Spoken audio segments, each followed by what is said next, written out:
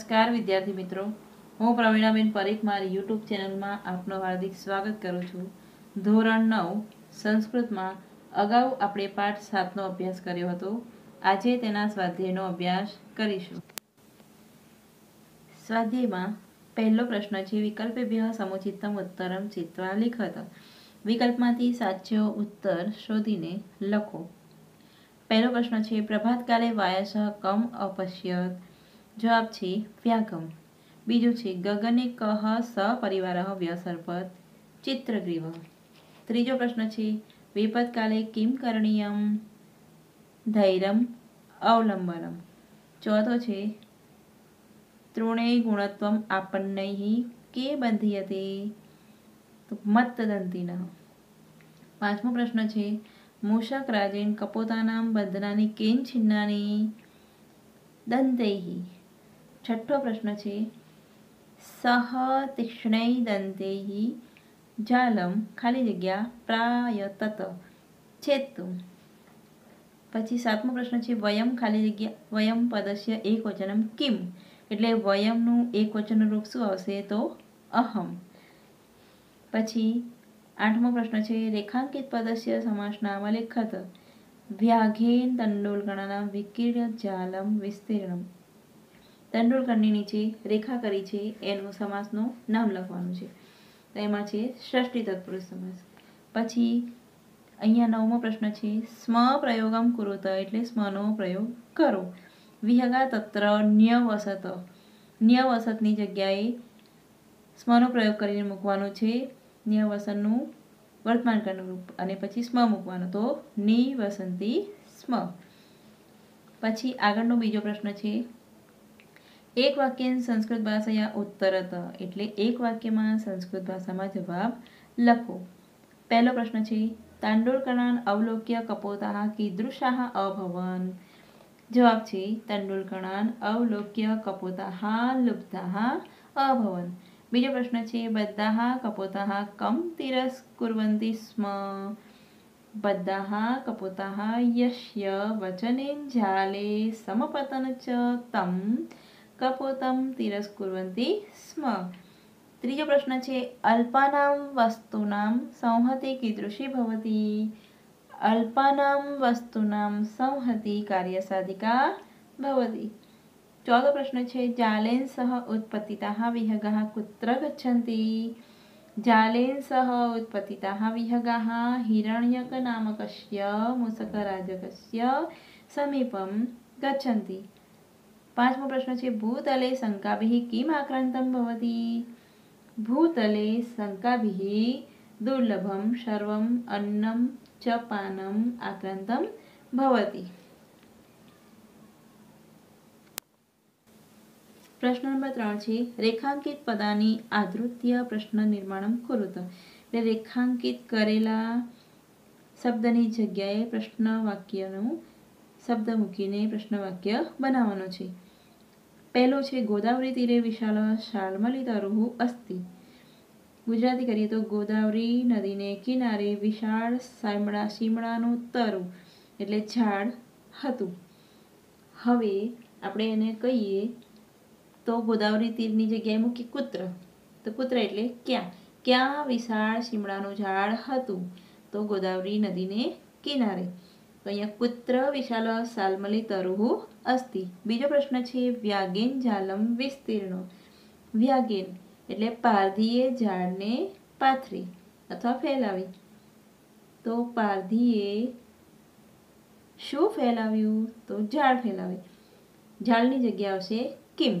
व्याघ्रेन किम विस्तीर्णम. ત્રીજો પ્રશ્ન છે વ્યાઘ્રેન તેંડુલકરનું વિકીર્ય જાલમ વિસ્તીર્ણ. પારધીએ ચોખાના દાણા વેરીને ઝાડને ફેલાવી અથવા પાથરી. તો અહીંયા આપણે કરીએ તો શું કરીને.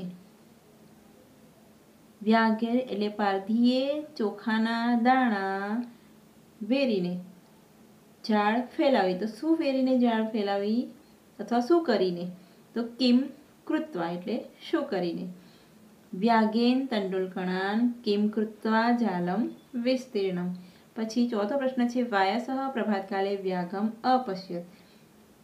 કાગડાએ સવારના સમયે પારધીને જોયો. તો પ્રભાતકાલની જગ્યાએ મૂકીએ પ્રશ્ન વાક્ય, તો કાગડાએ ક્યારે પારધીને જોયો? તો સવારના સમયે. પ્રભાતકાલેની જગ્યાએ મૂકીશું કદા, તો વાયસઃ કદા વ્યાઘમ અપશ્યત. પછી પાંચમો પ્રશ્ન છે ચિત્રગ્રીવસ્ય મિત્રમ મૂષકરાજઃ અસ્તિ. ચિત્રગ્રીવ નો મિત્ર મૂષકરાજ હતો.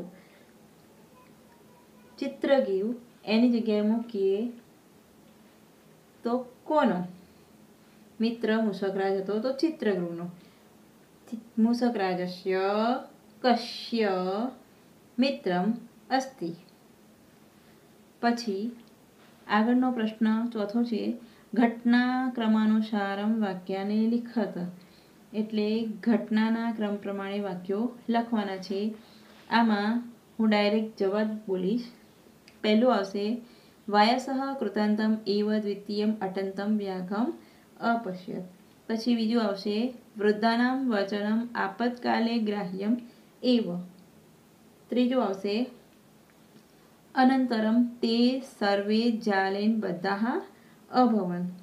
પછી ચોથામાં આવશે તદત્ર ધૈર્યમ અવલંબ્ય ઇદાનીમ એવ ક્રિયતામ. પાંચમું આવશે ઇતિ વિચિન્ત્ય કપોતઃ સર્વે જાલમ આદાય ઉત્પતિતા. અને છેલ્લે આવશે મૂષકરાજેન સ્વકીયૈ તીક્ષ્ણૈ દંતૈઃ સર્વેષાં બંધનાનિ છિન્નાનિ. પાંચમો પ્રશ્ન છે માતૃભાષાયામ ઉત્તરાણી લિખત. એટલે ગુજરાતી ભાષામાં જવાબ લખો. પહેલો છે શિકારીને જોઈને કાગડાએ શું વિચાર્યું? શિકારીને જોઈને કાગડાએ વિચાર્યું કે આજે સવારમાં જ અશુભ દર્શન થયું છે. મને ખબર નથી કે તેનાથી શું ન ઈચ્છેલું જોવા મળશે. બીજો પ્રશ્ન છે ચોખાના કણથી લોભાયેલા કબૂતરોની ચિત્રગ્રીવે શું કહ્યું? ચોખાના કણથી લોભાયેલા કબૂતરોને ચિત્રગ્રીવે કહ્યું અહીં નિર્જન વનમાં ચોખાના દાણાની સંભાવના ક્યાંથી હોય તો તેને વિશે વિચાર કરો. હું આમાં કલ્યાણ કે શુભ જોતો નથી. આ ચોખાના કણના લોભથી આપણા પર મોટી આફત આવવાની શક્યતા છે. એટલે વગર વિચાર્યું કામ ન કરવું જોઈએ, અથવા તો વિચારીને કામ કરવું જોઈએ, એ અર્થમાં કહેવામાં આવ્યું છે. પછી ત્રીજો પ્રશ્ન છે અભિમાની કબૂતરે વૃદ્ધોના વચન વિશે કેવો પ્રતિભાવ આપ્યો? અભિમાની કબૂતરે વૃદ્ધોના વચન વિશે પ્રતિભાવ આપતા કહ્યું આમ કેમ કહો છો? આપત્તિનો સમય આવે ત્યારે વૃદ્ધોનું વચન સ્વીકારવું જોઈએ, પરંતુ બધે જ જો વિચારવા જઈએ તો ભોજનની પણ પ્રવૃત્તિ થઈ શકે તેમ નથી. બધું દુર્લભ હોય છે. ખાનપાન શંકાઓથી છવાયેલું છે, તો પ્રવૃત્તિ ક્યાં કરવી અને કેવી રીતે જીવવું? પછી ચોથો પ્રશ્ન છે કબૂતરો કઈ રીતે જાળમાંથી મુક્ત થયા? તો કબૂતરોએ પારધીને પાછો ફરેલો જોઈને ચિત્રગ્રીવના કહેવાથી મૂષકરાજ હિરણ્યકની પાસે ગયા. ચિત્રગ્રીવના મિત્ર મૂષકરાજે પોતાના તીક્ષ્ણ દાંતોથી બધા કબૂતરોના બંધન કાપી નાખ્યા અને આ રીતે બધા કબૂતરો જાળમાંથી મુક્ત થઈ ગયા. પછી છઠ્ઠો પ્રશ્ન છે માતૃભાષાયામ અનુવાદમ કુરુત. એટલે ગુજરાતીમાં અનુવાદ કરો. એમાં પહેલું છે વિવિધેભ્યઃ દેશેભ્યઃ સમાગતાઃ વિહગા તત્ર રાત્રૌ નિવસન્તિ. વિવિધેભ્યઃ એટલે જુદા જુદા, દેશેભ્યઃ સ્થળોથી, સમાગતાઃ આવેલા, વિહગા પક્ષીઓ તત્ર ત્યાં, રાત્રે નિવસન્તિ રહેતા હતા. જુદા જુદા સ્થળોથી આવેલા પક્ષીઓ ત્યાં રાત્રે રહેતા હતા. પછી બીજો છે ચિત્રગ્રીવ નામા કપોતરાજઃ પરિવારેણ સહ ગગને વ્યસર્પત. ચિત્રગ્રીવ નામા એટલે ચિત્રગ્રીવ નામનો કબૂતરનો રાજા પરિવારની સાથે ગગને આકાશમાં વ્યસર્પત જતો હતો. ચિત્રગ્રીવ નામનો કબૂતરનો રાજા પરિવારની સાથે ગગનમાં અથવા આકાશમાં જતો હતો. ત્રીજો પ્રશ્ન છે તસ્ય તદ્વચન શ્રુત્વા સર્વે કપોતા તત્ર જાલે ઉપાવિશન. તસ્ય તેનું, તદ તે વચન શ્રુત્વા સાંભળીને, સર્વે બધા કપોતાહ કબૂતરો, તત્ર ત્યાં, ઝાલે ઝાડ ઉપર, ઉપાવિશન બેઠા. તેનું તે વચન સાંભળીને બધા કબૂતરો ત્યાં ઝાડ ઉપર બેઠા. ચોથો પ્રશ્ન છે વ્યાગહ તાન જાલાફારકાન અવલોક્ય પશ્ચાત દાવતી. વ્યાગ એટલે શિકારી અથવા પારધી.